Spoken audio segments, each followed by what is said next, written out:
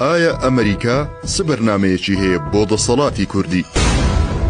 ئایا زلهێزەکان چۆن دەڕواننە دەسەڵاتی هەرێمی کوردستان؟ کێ باجی هەڵەی دەسەڵاتدارانی هەرێم دەدات؟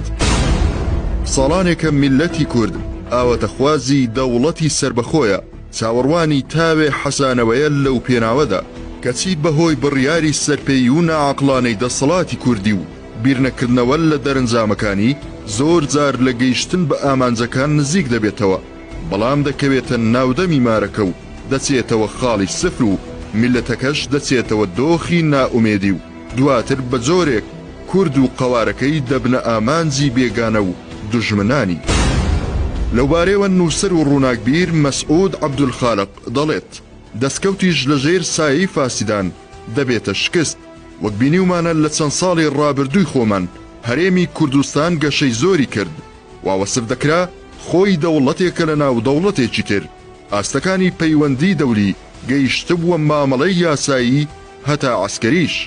حکوومەتەکانی عێراق لە هەولێر پێک دەهاتن، لە ڕاستیدا دەمێکە چاوەڕوانی بوونی ئیقلیمێکی سوننەمان دەکرد وەک دەستکەوت، چونکە بوونی چەند هەرێمێک لە عێراق دەواازەیە بەرەو دەوڵەتی کوردستان و تەئسیرکردنی فیدرالی، بەڵام ئەم جارەیان وەک دەستکەوت نییە، بەڵکو وەک سزایەک و بەدیلی هەرێمی کوردستانە، چونکە ئەمریکا و زلهێزەکانی جیهان تەواو بێئومێد بوون لە دەسەڵاتی کوردی.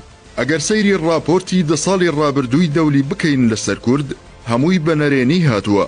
دەسەڵاتی کوردیش گوێی پێنەداوە، ڕێفراندۆم دەکات و گوێیان پێنادات. مافەکانی مرۆڤ و ڕۆژنامەنووسان و گەندەڵی و چەندینی تر هەمووی لەو پەڕی خراپیدایە. باری ئابووری و ئیداری لەو پەڕی قەیراندایە. دەستگۆڕی دەسەڵات و دیموکراسی وەنەبوونی دەستور و دوو ئیدارەیی و پرسی نەوت و زۆر پرسی تر ناو و ناوبانجی هەرێمی کوردستانی زڕاندووە. ئەمریکاش هێشتا حەزری لەسەر کاک مەسعود هەڵنەگرتووە، بەهۆی ڕیفراندۆمەوە ناتوانێت سەردانی ئەمریکا بکات، بۆی ئەمریکا بیر لە بەدیل دەکاتەوە.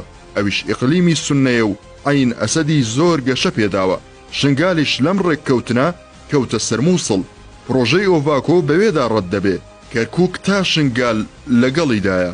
ئیتر هەرێمی کوردستان نابێتە بەدیلی عێراق، بەڵکو ئیقلیمی سوننە دەبێت بەم بەدیلە. ئەوەش بەدڵی تورکیا و وڵاتانی کەندا و جامیعەی عەرەبی و زۆربەی جیهانە. هەروەها گورزێکی گەورەیە نەک بۆ دەسەڵاتی کوردی، بەڵکو بۆ هەمومان. بەڵام هەمیشە سەرکردایەتی کورد هەستی بەو مەترسیانە نەکردووە و هەمیشە دۆڕاندوویەتی.